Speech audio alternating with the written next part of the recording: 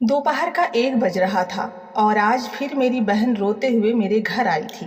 मुझे तो अपनी बहन की हालत देखकर उस पर बहुत दया आ रही थी। पुराने कपड़े पहने हुए ऐसी लग रही थी कि जैसे कोई मांगने वाली हो। आज फिर मेरी बहन के पति ने उसे बिना किसी कारण के मारा था। वह मुझे रोते हुए अपने दुखड़े सुना रही थी।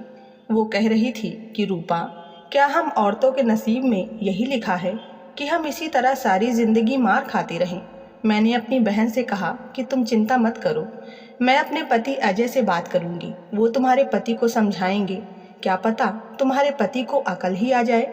बस तुम चिंता मत करो, सब कुछ ठीक हो जाएगा। मैंने कहा उठो, तुम हाथ धो लो, मैं खाना लगाती हूँ। आज मैंने पनीर की सब्जी बनाई है।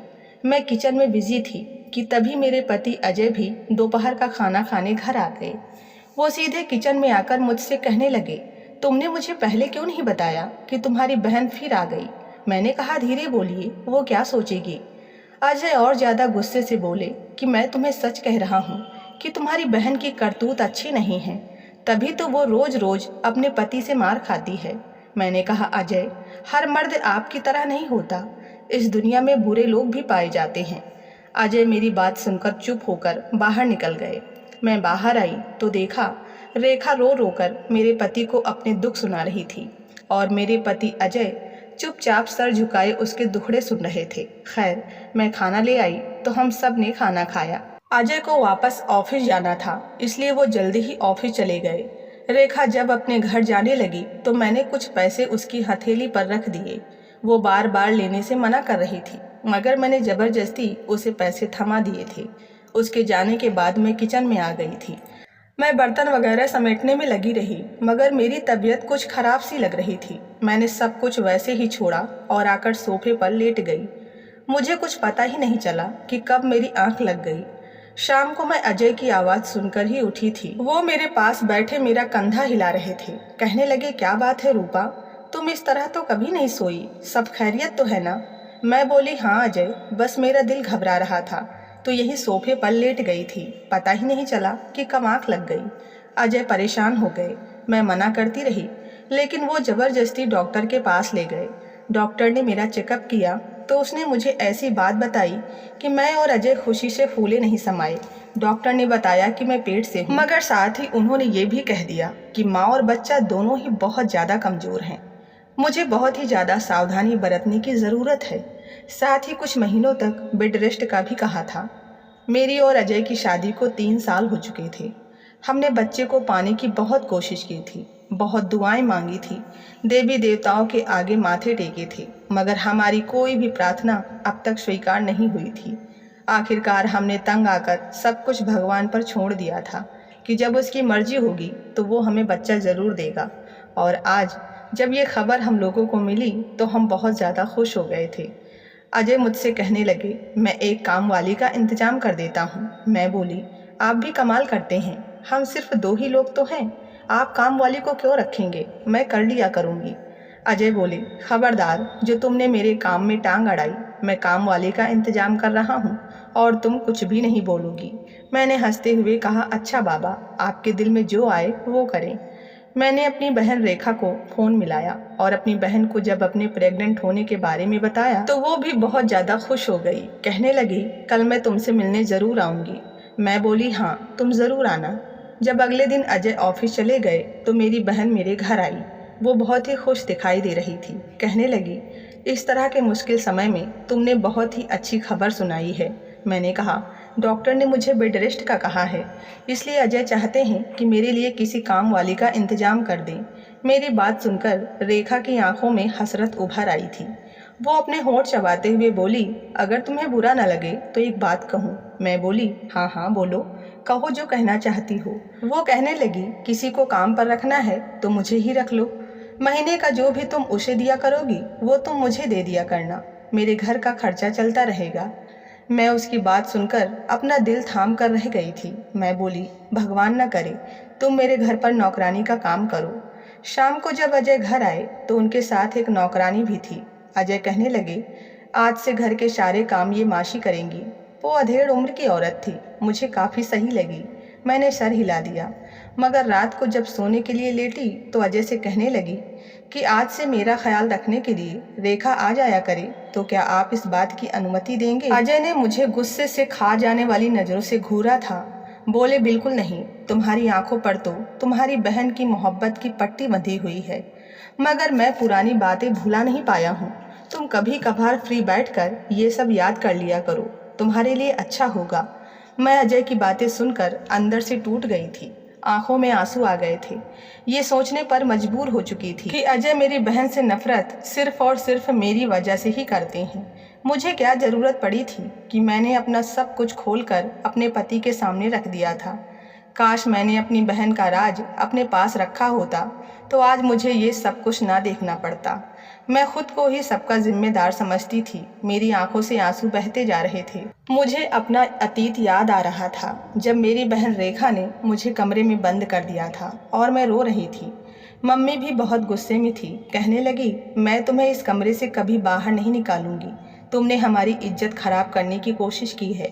अब मैं तुम्हारे बाप को क्या मुंह दिखाऊंगी, कैसे बताऊंगी कि तुम्हारी बेटी ने क्या गुल खिला दिया है। मैं बोली, मम्मी मेरी गलती इतनी भी बड़ी नहीं है, आप मेरी बात समझने की कोशिश करें। तभी मम्मी बोली, बकवास बंद कर। पापा घर आए तो बाहर ही बैठ गए थे। वो मम्मी के साथ बातें कर रहे थे। फिर बोले, मेरे घर की रौनक कहाँ है? तभी मुझे रेखा की आवाज़ सुनाई दी। रेखा मुझसे 2 साल बड़ी थी। वो पापा के पास आकर बैठ गई और बोली, पापा मैं तो यहाँ हूँ। पापा बोले, मेरी छोटी बेटी रूपा कहाँ है? रेखा बोली, रूपा ने आपकी इज्जत रौंदने में कोई कसर नहीं छोड़ी है। तभी मम्मी की अंदर से आवाज़ आई, चुप करो तुम, जाओ अपने पापा के लिए खाना लेकर आओ।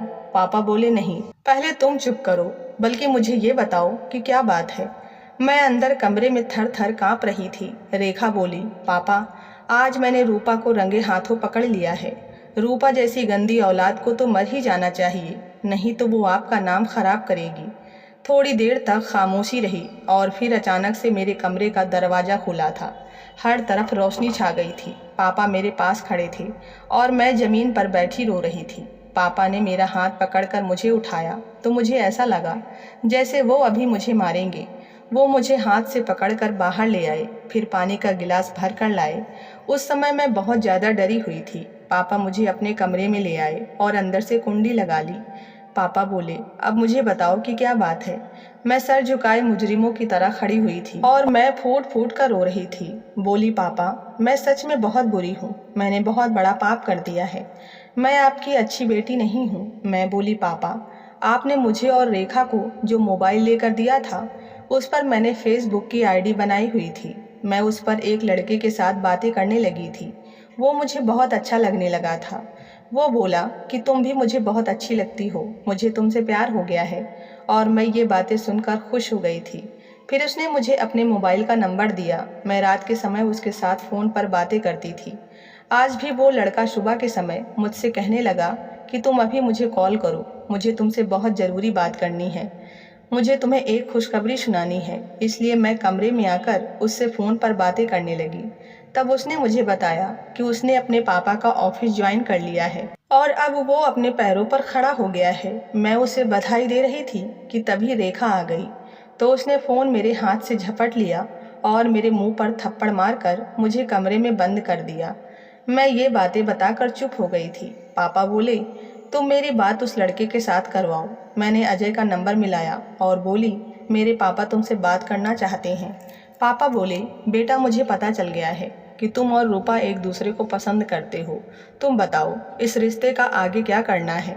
ना जाने वो क्या जवाब दे रहा था। फिर पापा बोले, बेटा तुम अपने माता पिता को हमारे घर लेकर आओ, हम घर में बैठकर बात करेंगे।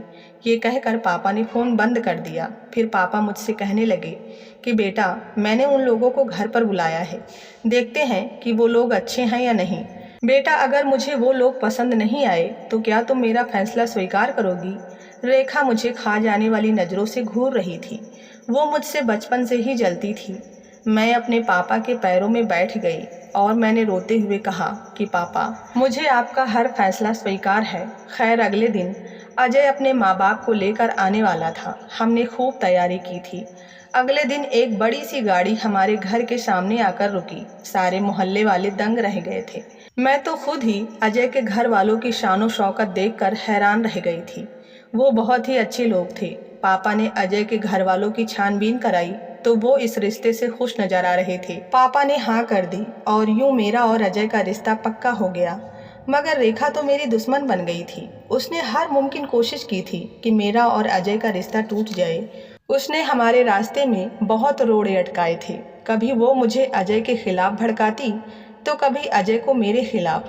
अजय मुझसे कहा करते थे कि मैंने आज तक तुम्हारी बहन जैसी कोई लड़की नहीं देखी। खैर पापा ने माया के लिए भी रिश्ता ढूंढ लिया था। उसने पापा की नज़रों में अच्छी बेटी बनने के लिए फौरन ही हाँ कर दी थी और यूं हम दोनों बहनों की शादी एक ही दिन हो गई थी। मैं अजय के साथ बहुत खुश थी। अजय मेरा बहुत ही ध्यान रखते थे और अजय जैसा पति पाकर मैं धन्य हो गई थी। मगर मेरा और रेखा का आपस में कोई कांटेक्ट नहीं था। 2 साल यूं ही गुजर गए थे। हमारी शादी के 1 साल बाद ही मम्मी पापा एक रोड एक्सीडेंट में मारे गए थे। फिर एक दिन रेखा ने मुझसे कांटेक्ट किया। उसने बीते दिनों की गलतियों की मुझसे माफ़ी मांगी थी और मैंने भी उसकी तरफ से अपना दिल साफ कर लिया था। उसका पति शराबी है और उसको बहुत मारता पीटता है। मैं अपनी बहन की बातें सुनकर बहुत ही उदास हो जाया करती थी। अजय को जब भी पता चलता कि रेखा हमारे घर आई है तो वो बहुत ही नाराज होते थे। कहते थे कि तुम्हारी बहन की नीयत अच्छी नहीं है, तुम बेकार में उससे रिश्ते को बढ़ा रही हो। वो आज भी वैसी की वैसी है जैसे पहले थी। लेकिन अजय की बात सुनकर मैं सर झटक देती थी और कहती थी कि आप बेकार में ही उसकी तरफ से शक पाल रहे हैं। मेरी बहन अब पूरी तरह से बदल चुकी है। अब मेरी नौकरानी दिन भर काम करती और मैं आराम करती रहती। ऐसे में रेखा से बात करने का मुझे काफ़ी समय मिल जाता था। कभी कभी वो घर पर आ जाती तो मेरा दिल भी लग जाता था। मेरा समय बहुत ही अच्छा गुजर रहा था। धीरे धीरे 6 महीने गुजर गए थे। मुझे 7वां महीना लग चुका था और मेरी डिलीवरी में सिर्फ 2 महीने थे जब एक दिन अजय मेरे पास आए तो बहुत ज़्यादा परेशान लग रहे थे। कहने लगे, रूपा, ऑफिस के काम के सिलसिले में 2 दिन के लिए मुझे शहर से बाहर जाना पड़ रहा है, मगर मैं तुम्हें ऐसी हालत में छोड़कर नहीं जा सकता। मैं बोली, आप निश्चिंत होकर चले जाएं। सिर्फ 2 ही दिनों की तो बात है। फिर आपने मेरे लिए नौकरानी का इंतजाम भी किया हुआ है। मैं उसे अपने साथ ही अपने कमरे में सुला लिया करूँगी। अजय मुझे बेबसी से देखते रह गए। अजय के जाने के बाद मैं बहुत उदास हो गई थी। अजय से दूर रहने का ये मेरा पहला चांस था और मुझे अजय के बिना घर बिल्कुल भी अच्छा नहीं लग रहा था। शाम के अंधेरे फैल गए थे और फिर रात हुई। तब मेरी काम वाली मेरे कमरे में आई और बोली, आपसे रेखा दीदी जी मिलने आई हैं। रेखा का नाम सुनकर मैं खुश हो गई और बोली, तुम उसे बैठाओ, मैं अभी आती हूँ। मैं बाहर हाल में पहुँची तो रेखा की हालत देखकर दंग रह गई थी। वो बहुत ही उजड़ी हुई लग रही थी। उसके बाल बिखरे हुए थे और उसके चेहरे पर जख्मों के निशान थे। वो बोली, रूपा, मेरा पति मुझे तलाक देना चाहता है। मैं बोली, अब क्या हो गया? वो बोली, आज मेरी आंख देर से खुली थी, बस नाश्ता बनाने में देर हो गई। इसी बात पर मेरे पति ने मुझे बहुत मारा और अब वह मुझे तलाक देना चाहता है। तुम मेरे साथ मेरे घर चलो और उसे समझाओ। रेखा की बात सुनकर मुझे बहुत गुस्सा आ गया। मेरी ऐसी हालत थी फिर भी मैं उसके साथ उसके घर गई। रेखा मुझसे बोली, मेरे पति अंदर कमरे में हैं। मैं फटाफट कमरे में गई। देखा तो अंदर मेरे जीजा बैठे हुए थे, मगर रेखा ने मुझे अपने पति के कमरे में भेजकर बाहर से कमरे की कुंडी लगा ली थी। रेखा के दरवाज़ा बंद करने पर मैं परेशान हो गई। तभी मेरे सामने मेरे जीजा उठकर खड़े हो गए। उन्होंने मेरे सर पर हाथ रखा और बोला, घबराने की ज़रूरत नहीं है, तुम मेरी बहन की तरह हो। चलो आओ, मैं तुम्हें तुम्हारे घर छोड़ कर आता हूँ। मुझे हैरत हुई। मैं बोली, मैं आप पर किस तरह विश्वास कर सकती हूँ? आपने तो मेरी बहन की ज़िंदगी तबाह कर दी है। आप उसे बहुत मारते हैं और उस पर जुल्म करते हैं। उन्होंने ठंडी सांस ली और बोले, ज़िंदगी तो मेरी तुम्हारी बहन ने तबाह कर दी है। वो हर समय मुझ पर झूठे इल्ज़ाम लगाती रहती है। मैंने आज तक कभी उस पर हाथ नहीं उठाया, मगर वो खुद अपने हाथों से चेहरे पर खरोंचे डालकर मोहल्ले वालों को इकट्ठा कर लेती है और कहती है कि मैं शराब पीकर उसे मारता हूँ। मुझे नहीं पता कि वो किस नियत से तुम्हारे घर जाती है। आज वो मुझसे बोली कि मैं तुम्हारे लिए एक बहुत ही अच्छा तोहफा छोड़ कर जा रही हूँ। मैं सोच भी नहीं सकता कि वो तुम्हें छोड़ कर गई है। असल बात तो ये है कि पहले मेरी आमदनी बहुत अच्छी थी। मैं तुम्हारी बहन की हर ख्वाहिश को पूरा करता था, मगर अब मेरा काम उतना अच्छा नहीं चल रहा। मेरे जीजा ने थोड़ा जोर लगाकर दरवाज़ा तोड़ दिया और मुझे घर ले आया और सामने का दृश्य देखकर मेरी आंखें दंग रह गई थी। मेरी बहन मेरे पति को भड़काने की कोशिश कर रही थी। जब रेखा की नज़र हम पर पड़ी तो वो बहुत ज़्यादा घबरा गई थी। अजय भागकर मेरे पास आकर बोले, तुम कहाँ गई थी? अजय की बातों के जवाब मेरे जीजा जी ने दिए थे। तब अजय बोले, रूपा, मैंने तुम्हें बहुत समझाया था कि अपनी बहन को यहाँ मत आने दो, मगर तुमने मेरी बात नहीं मानी। यह तुम्हारी पीठ पीछे मुझे भड़काने की कोशिश कर रही थी। इससे पहले भी कई बार वो ऐसा कर चुकी है। ये मुझे भड़काया करती थी कि शादी से पहले रूपा के बहुत से आशिक थे।